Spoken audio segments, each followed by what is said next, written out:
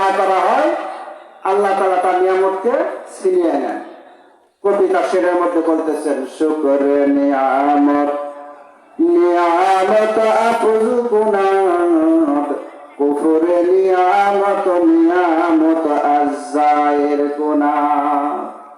কোন ব্যক্তি নিয়ামত পাওয়ার পর যদি সেই নিয়ামতের শুকরিয়া আদায় করে, আমার আল্লাহ রাব্বুল আলামিন ওই ব্যক্তির নিয়ামতকে বৃদ্ধি করে দেন। বলেন সুবহানাল্লাহ। আর যদি নিয়ামত পাওয়ার পর নিয়ামতের শুকরিয়া আদায় না করে, আল্লাহ তাআলা তার নিয়ামতকে ছিনিয়ে নেন। এখন আমরা যারা এখানে আসতে পেরেছি বা এসেছি, আমরা আল্লাহ তাআলার কি নিয়ামত পেয়েছি, আল্লাহ তাআলা আমাদেরকে কি নিয়ামত দিয়েছেন।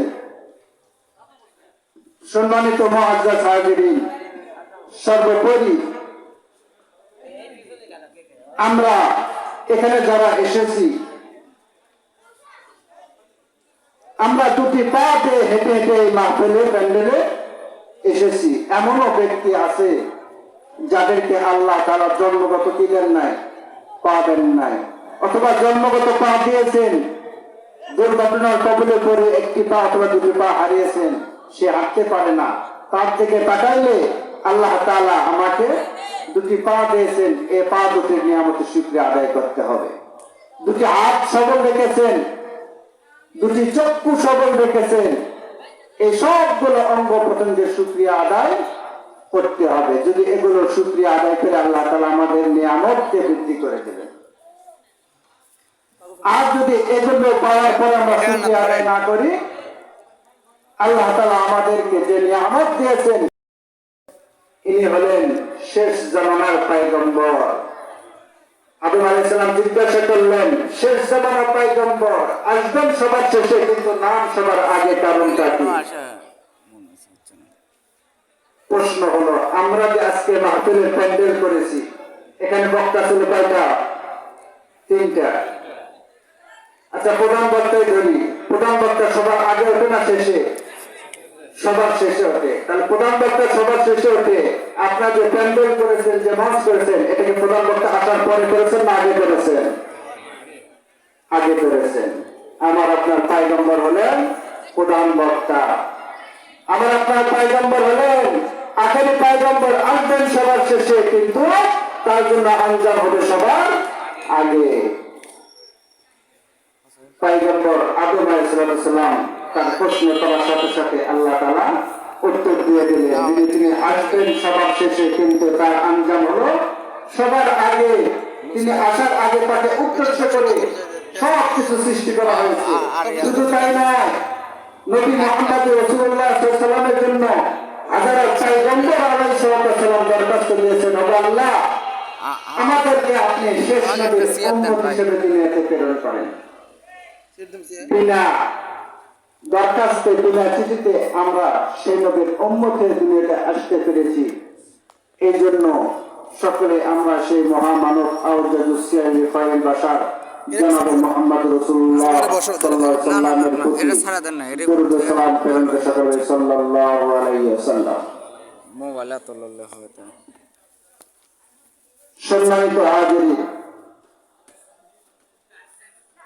আমি আপনাদের সম্মুখে আল্লাহ রাব্বুল আলামিনের কুরআনুল কারীম থেকে একটি আয়াতে কারিমা তেলাওয়াত করেছি এবং রাসূল কারীম সাল্লাল্লাহু আলাইহি ওয়াসাল্লামের অসংখ্য হাদিস থেকে একখানা হাদিস তেলাওয়াত করেছি। আমা তৌফিক ইল্লা বিল্লাহ, আল্লাহ তাআলা যদি তৌফিক দান করেন, তাহলে এই আয়াত এবং হাদিসের উপর কিছু আলোচনা করব ইনশাআল্লাহ। আলোচনা শুরু করার আগে আমি একটি কথা এই মাহফিলের প্যান্ডেল থেকে, মঞ্চ থেকে বলতে চাই। এখনো যারা আমরা বাইরে ঘোরাফেরা করতেছি এবং মেলার প্যান্ডেলে চায়ের দোকানে বসে চা খাইতেছি, তাদেরকে পরিবার অনুরোধ করতেছি, আমরা বাইরে ঘোরাফেরা না করে জান্নাতের সাজানা প্যান্ডেলের নিচে এসে সকলেই বসে যাই। এই মাহফিলটা আয়োজন করা হয়েছে যেন এখান থেকে আমরা কোরআনের কিছু কথা শিখে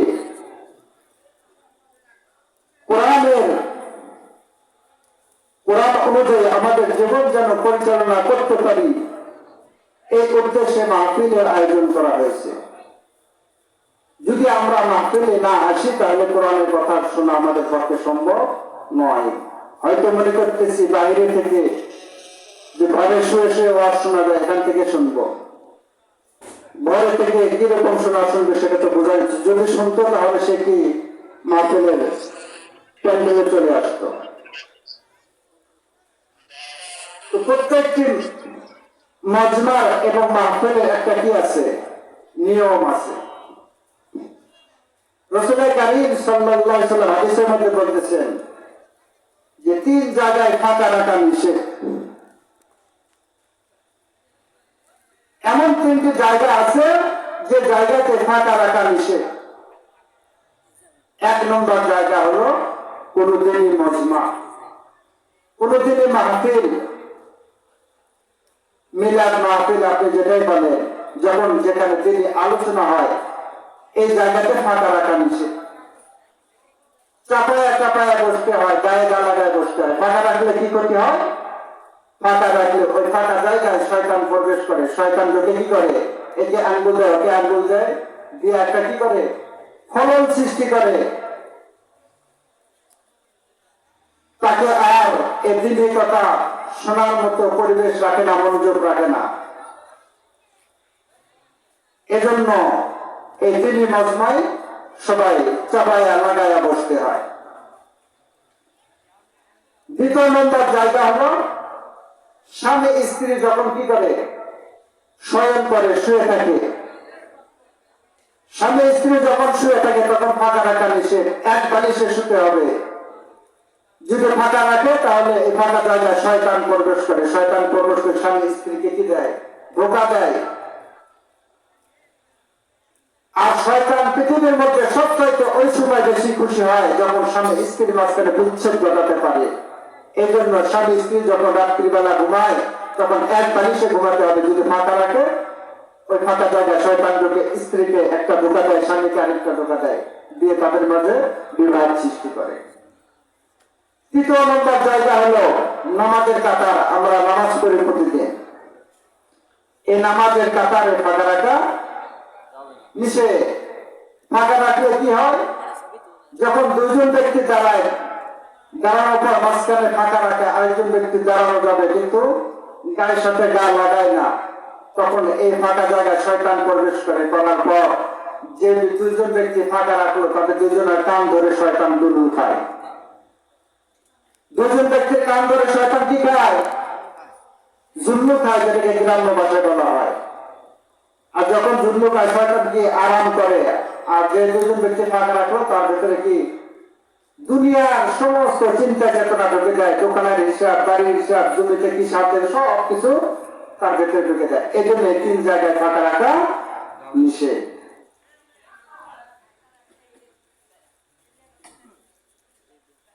এই 3 জায়গায় আমরা কি করবো না, ফাঁকা রাখবো না, তাহলে শয়তান থেকে আমরা কি থাকবো, হেফাজত থাকবো। যেহেতু আমাদের মাহফিলের লোক সংখ্যা কম, আশা করা যায় ওয়াজ শুরু হতে হতে কিছু লোক সংখ্যা চলে আসবে ইনশাআল্লাহ। তো আমি যে আয়াতে কারিমা তেলাওয়াত করেছি, আল্লাহ রাব্বুল আলামিন বলতেছেন, ইন্না নাহনু নাযালনা যিকরা ওয়া ইন্না লাহু লাহাফিজুন।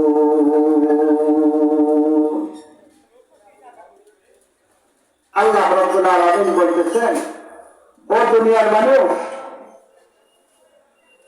আজকে যে কোরআনের মাহফিলের ব্যবস্থা করা হয়েছে,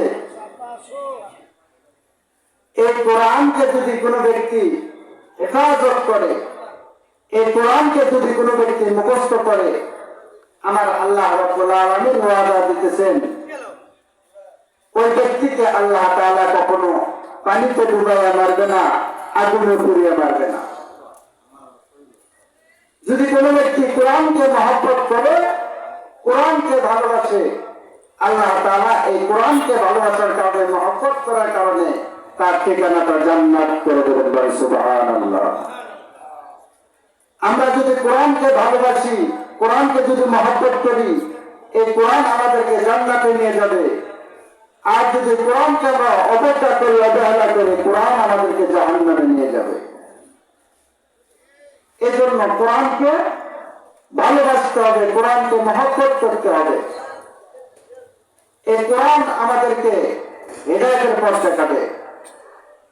আল্লাহ রাব্বুল আলামিন বলতেছেন, আলিফ লাম মিম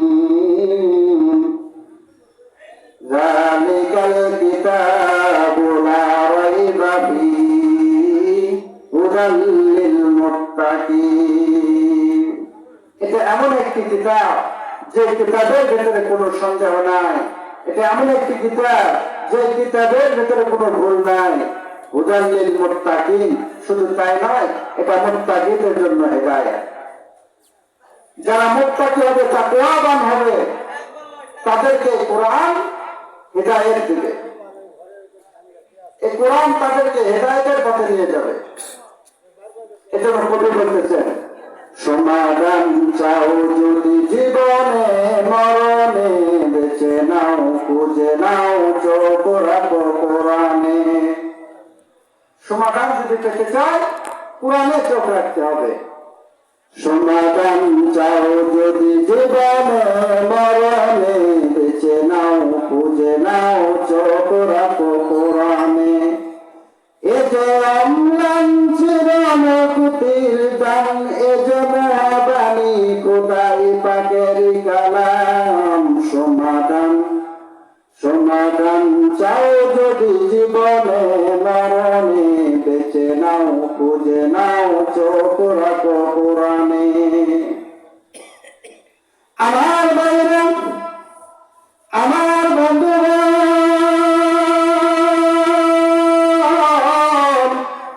আর